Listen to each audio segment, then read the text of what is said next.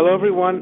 Today it is my pleasure to be speaking with Dr. Jeffrey Eisen. I met Jeffrey, at least a decade ago, and originally I think I came into contact with him through his book, Oneness Perceived, subtitled A Window into Enlightenment.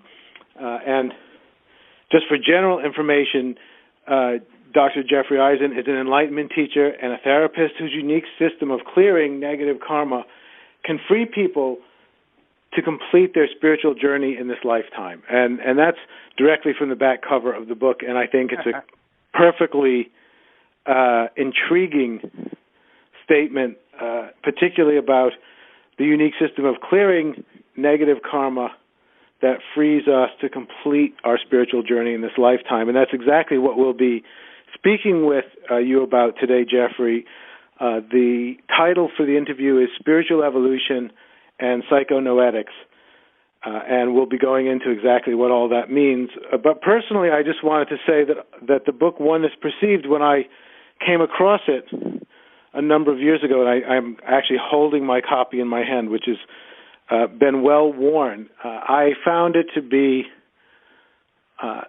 not only illuminating and concise, but also delightful to read. It's very unique in its presentation of non-dual reality, and I think it's written in a way that's very accessible, and I can honestly say that my own writing and my understanding of non-duality were very positively affected by this book. So every opportunity I get, I enjoy thanking you, Jeffrey, for writing the book and for everything that the book, along with our earlier conversations, has added to my own spiritual life. And with that, I think we can begin our exploration. Again, I wanted to call the interview Spiritual Evolution and Psychonoetics, and I want to start with the first part, which is spiritual evolution, and begin perhaps, Jeffrey, by asking you to explain or describe what you would mean or what you do mean when you use the phrase spiritual evolution. Spiritual evolution starts when you still the mind, and you still the mind by going from dual or perceptual consciousness to aperceptual consciousness. And another way of calling this would be another name for aperceptual consciousness would be radical agnosis.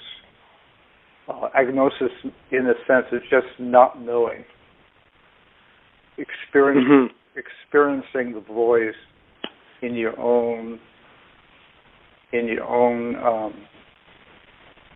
consciousness. It's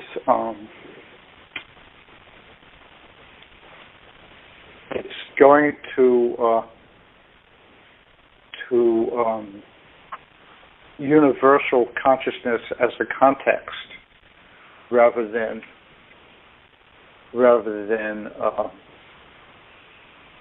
individuated consciousness or knowing of.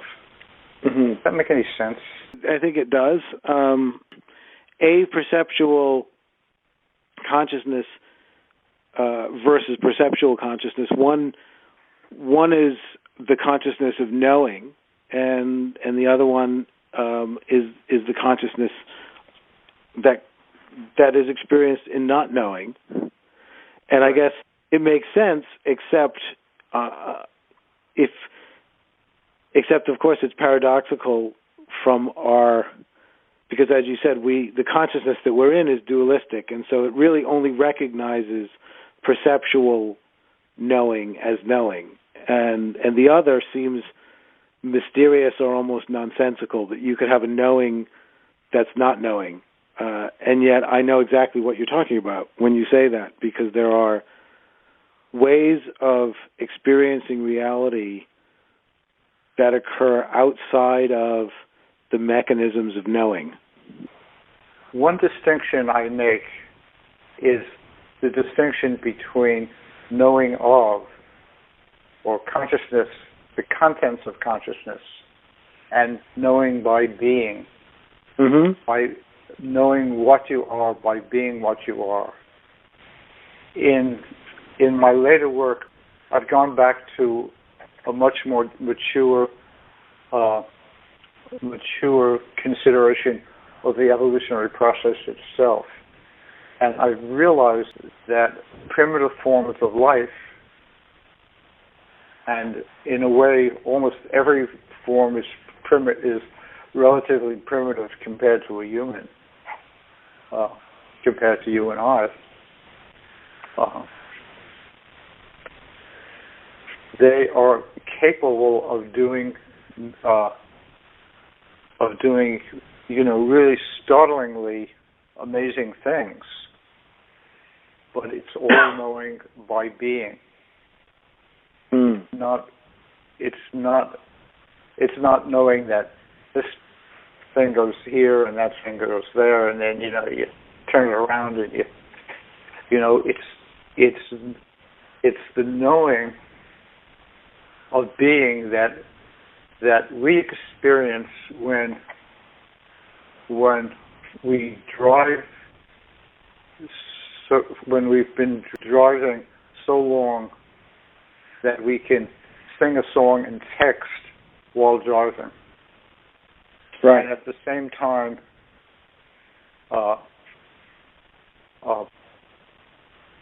jump into focus, into complete awareness when something runs into our path, or we narrowly avert an accident or something like that. It's like all of a sudden we're driving again consciously, and then we have a little bit of, that was a close one, and then we go back to driving automatically, but we're still driving.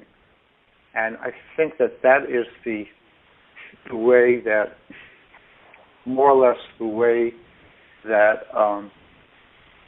all of these primitive forms of life, amoebas and plants and ducks and geese, all of the things that are attributed to instinct and stuff like that are actually held in non-dual consciousness, knowing by being. So you started by saying that the journey of spiritual evolution begins with stilling the mind, and you were saying that means moving from our perceptual consciousness, which is the knowing about, to an aperceptual consciousness, which is knowing by being. Right, and that's I believe you said that. Is that the initiating point of spiritual evolution? I'll tell you a story about my own discovery, or my own evolution, my own enlightenment, if you want to call it that. Mm-hmm. I was reading Wei Wu Wei, and I guess it was, like 15 or 20 years ago, something like that. And all of a sudden I understood that everything that he was talking about really came down to the fact that the individual self was an illusion. The individual separated, embodied self was an illusion. So I had already developed some clearing techniques by that time. So I can see the notion of clearing the illusion or the belief that I was an individual, individual self, an individual I. And at first, it was really an unknown, and I was really terrified to do it. And it was like, it was like jumping off the high diving board blindfolded, not knowing whether there was water in the pool or whether you were going to go into concrete. And I think that I stayed in this uncertain state for a few days, and then finally I just said, all right, I'm going to do it, and I did it. Mm-hmm. And something very interesting happened to me. I arrived home. It's like I just felt I was home instead of. It's like my compulsion to prove myself, to prove that I was authentic, to prove that I was this or that, it all fell away. And I just was resting in still being. Mm.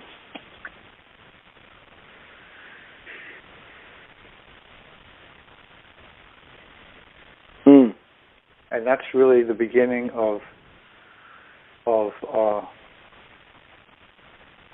the next stage of my life. Right. And that's why, even though it's very difficult for people to accept that I have these abilities to clear, I don't abandon them and just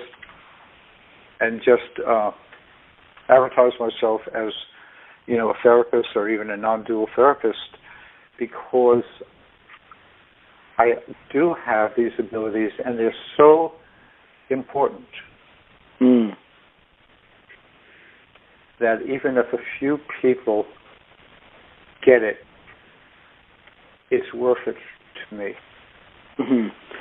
And by that you mean even if a few people get the significance of these clearing techniques? Yes, and actually learn how to do it and pass it on. Mm-hmm. Mm.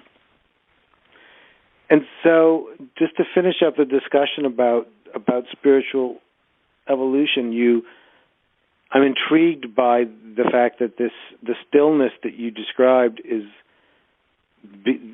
essentially you're describing it as the beginning of the journey. How does the journey progress from there? Actually, filling in the details. Mm-hmm.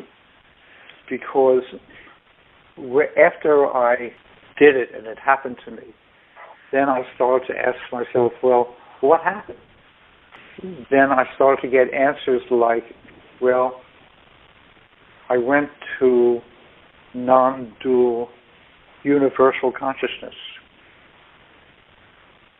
And then I started to experiment with the placement of consciousness in my interior space, and which I had already had some mastery in because of my experiences in martial arts. Right. And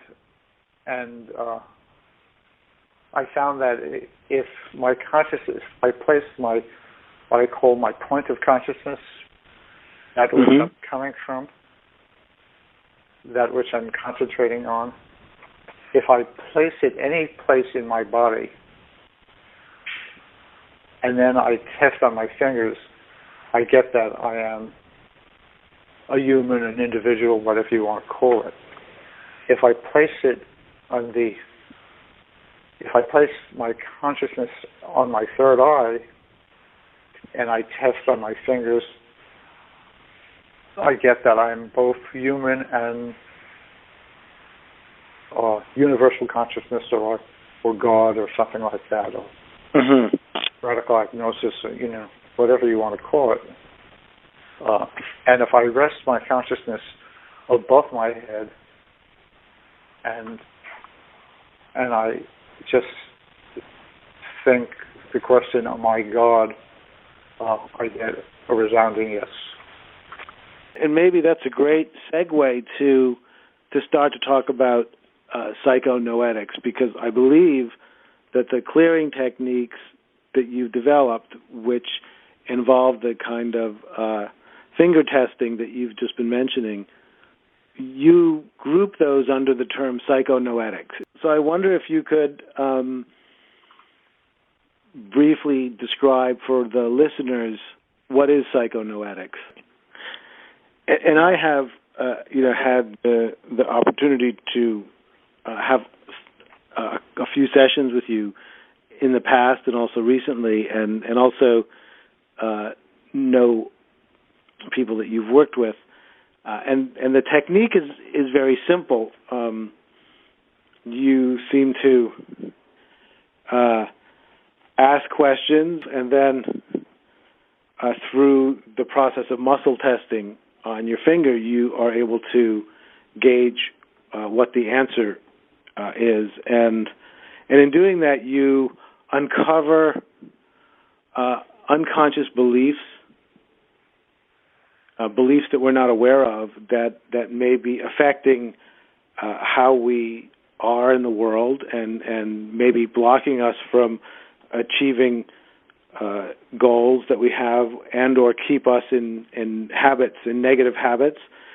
And then you do a very simple process of essentially asking that these things be cleared. And, as mysterious as it sounds, there is an effect. You do feel differently as a result. And I know when I've worked with you, I generally experience a state of deep meditation during that process. And then after the process, I am aware that something very subtle has shifted in my perception around whatever that belief was anchored to. Exactly. So let me talk about the psychospiritual part of it. Please. I start with memories. I start with asking the question, and I can even do it. I can do it out loud or to myself. It doesn't really matter. I can sub-verbalize or verbalize. So the first thing I ask of a person or of myself is, are you or am I in memory? Then if I get an affirmative answer, and an affirmative answer just means that when I move my fingers, I make a circle with a thumb and forefinger, and with two hands I link them together. I pull. If they come apart, it's a yes answer. If they don't easily come apart, it's a no answer. My theory is that it's just a communication from the non-dual mind to the dual mind. If I get an affirmative answer on memory, then I will ask, are they past life memories involved? Because a lot of times, psychoanalysis clears by cumbersome and tedious but effective method of getting to present life memories through association and dreams and all that kind of stuff, and then bringing them to memory. And when you bring something to memory, you clear it, because instead of being part of your knowing by being, part of your aperceptual consciousness, it becomes a contents again, something that you know of, or know about, Mm. and it stops becoming your identity and becomes just the contents of your consciousness, which you can now. It's like now you're not it anymore. It's just something you know about. It's not your identity anymore. Mm-hmm.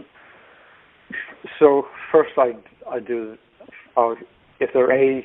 Oh, so what I should say is, a lot of times in psychoanalysis, people have done a pretty good job on their present life memories, but their past life memories are untouched. So I always start with past life memories, and after that, I go to present life memories. Mm. And that is very specific because in order to select the memory, you have to be, in a way, acting from it. You have to be in the grips of the remembered identity. This technique of clearing, that you use, I'm still intrigued by the statement we began with that came from the short bio in the back of your book that said that these techniques, the system of clearing that you've developed, clears negative karma and can free people to complete their spiritual journey in this lifetime. And I wonder if you could speak a little bit about exactly how this technique and the work that you do can be aimed at bringing people to the completion of their spiritual journey. Well, as I said, it gets you to the starting point of the spiritual journey. Meaning it gets you to stillness. It gets you to stillness is one way of saying it. It gets you to emptiness. It gets you home. It gets you into radical agnosis, into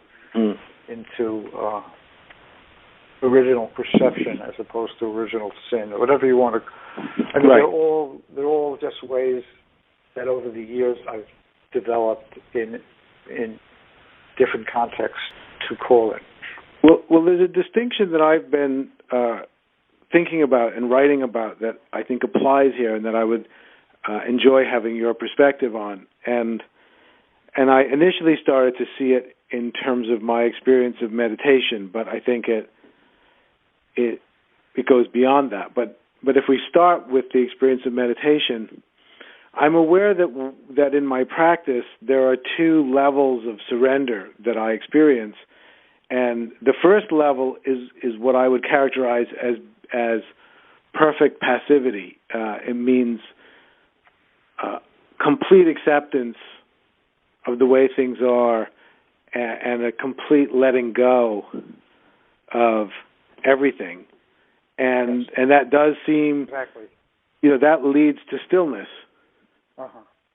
And but I'm also aware that there's what I would call a second surrender, which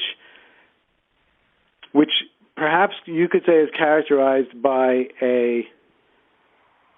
an active passivity, because in that state of stillness, and maybe we're not talking about perfect stillness, but in the deep meditative state of stillness, I begin to become aware of very subtle energies and currents that seem to be enacting some kind of transformative process on my, mind, body, heart, and soul, in different ways. And in that surrender, I simply allow that process to take place. And sometimes it's resulted in hours of meditation in which I felt a lot of physical pain, or in which there was a lot of emotional upheaval, or sometimes there's enormous releases of joy and bliss and ecstasy, but I'm aware that there's some kind of universal process that feels like a process of awakening, not a process of me awakening, but a process of something much bigger than me awakening, of which I'm a part. And I just wonder if that rings true to you, that there's a surrender into stillness, and then there's a universal process of spiritual transformation that is initiated. The way I like to put it is once I take my hand off the steering wheel, something much bigger than me starts to drive. When you get to stillness, whatever you want to call it, or emptiness or something like that, the journey, the real spiritual journey starts. It's like what I told you at the beginning, when I first cleared the illusion of being an individual self, I had this experience of coming home in a larger context, and that larger context is consciousness itself, or consciousness, the absolute, or consciousness, the context rather than the contents. And so once this once the spiritual journey begins, which you're saying occurs after stillness. Exactly. In some mysterious way, at least as I experience it, we become part of a much larger awakening process. You don't become part of it. You don't become part of it. You already are part of it. You return to the awareness. Right. You become aware of who you already were. Exactly. That's what I've been thinking about and working out. That there's what, of course, in the end, all is part of the one being that I am. Yeah. In my perception, or in from the perception of, as you call it in your book, you talk about the self being a platform for perception. So from that platform of perception that is the self, there's an initial part of the path which feels like the journey that self goes on from wherever it thinks it began to stillness. Yes. And at stillness, there's the awakening to who we always have been. Exactly.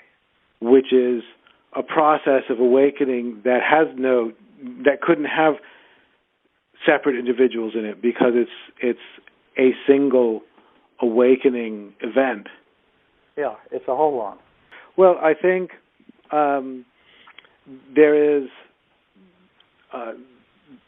the coming to stillness, where you're saying the psychonoetics can really help us, can help individuals, and bring us to that point of coming home into stillness, which is then the beginning of our conscious recognition of being a much bigger journey. We've always been that journey, but that's the point where we become consciously aware of it. Can psychonoetics play a role in the spiritual journey after stillness? Now that's where, the first part, or in a way, I wear two hats. One is like a therapist guru hat, and the other is the psychonoetic hat. So at some point in most sessions, I will do a clearing. And these are very specific clearings, because although the clearing itself is the same, it clears the place that the person that's I'm working with is in. Mm-hmm. So after a couple of dozen clearings, you get really clear, and you start to need fewer and fewer clearings. Most spiritual teachers have this one-size-fits-all assumption, or my-size-fits-all. In other words, they teach their path, right, and that works for them, and it better work for you, or if not, it's your fault. Right.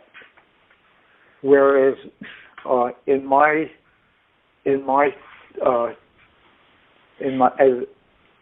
therapy /guru mode, I listen, and I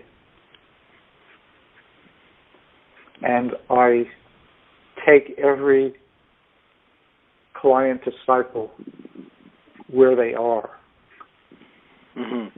and address the whatever it is that they're working on at the present, and I address it in two ways. One, I clear people's still mind or empty mind, and two, I clear it by I just say things, or I listen. I say, yeah, that's it, warmer, colder, whatever mm-hmm. comes to me, or sometimes I'll give specific advice. And having had the opportunity to work with you, I know that the way that you work is partly through listening and talking, and then, as you said, at the appropriate moment, doing whatever clearing emerges as being most appropriate for the person you're working with at that particular time, right. Given the circumstances. And I think it's very intriguing, this way of working, and something you said earlier struck me, and I thought to maybe end on that point, which is, you said at the beginning of this call that what was very important to you was that at least a few people get this, and by getting it, you meant not only appreciating it, but actually learning how to do it. And so I wanted to just ask you, is this something that can be taught? Because I always put this in the category of some special gift, not necessarily something that you could just learn to do. But clearly, if you want people to do it, you must be thinking that it's possible, at least in some circumstances, to teach it. Well, the truth is that when I first started to learn the techniques that Psychonoetics grew out of, I was really, really a dualistic, scientifically trained psychologist. Right. I always had an intuitive side, but everyone does. But the ability to intentionally clear, and I mean intentionally, like clearing is like walking or peeing or something like that. It's you just intend it and it happens. Mm-hmm. The ability to intentionally clear emerged gradually as I cleared myself. Mm-hmm. And I think that anyone who who has enough sessions can gradually begin to work first on himself, on his or herself, and then to clear other people. Interesting. And go ahead. And some of it is in my book, 20 Questions with God, which you can order online. It's just an ebook right now. Right, and I actually have a paperback copy of that. Yes, yeah, but unfortunately, you might get a paperback copy on it through Amazon, but otherwise you just have to get it through me. Okay. And it's an ebook. So I just want to say one thing about karmic clearing, which I've been storing up in the back of my mind to say since the beginning of the interview, or the karmic journey. Character is fate. Character is fate, and karma is character. Character is fate. Karma is character. Karma is fate. Karma is your character in the sense that it dictates the path you're going to choose for your life, all of the choices that you make, and so on and so on. So when you clear past life memories, as you're clearing character. You're clearing the character that someone was born with, and then was further formed in the process of growing up. You know, like four siblings that have more or less not identical but comparable upbringings, and the same parents will be as dissimilar as as two different species of animal. Right. Because the basis is inborn from in the reincarnation. The basic, what I call the eno, is like the ego continuum. The eno is that which is reincarnated.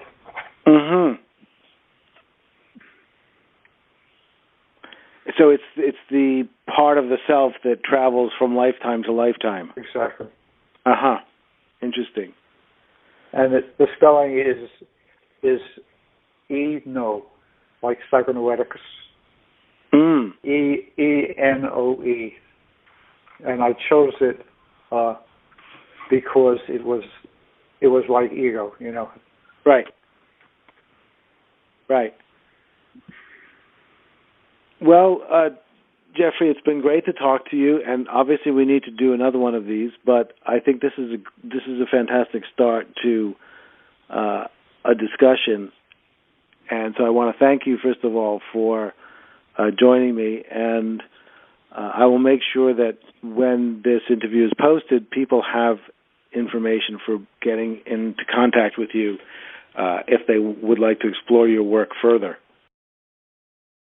If you'd like to learn more about Dr. Eisen's work, please visit www.drjeffereisen.com. Thank you.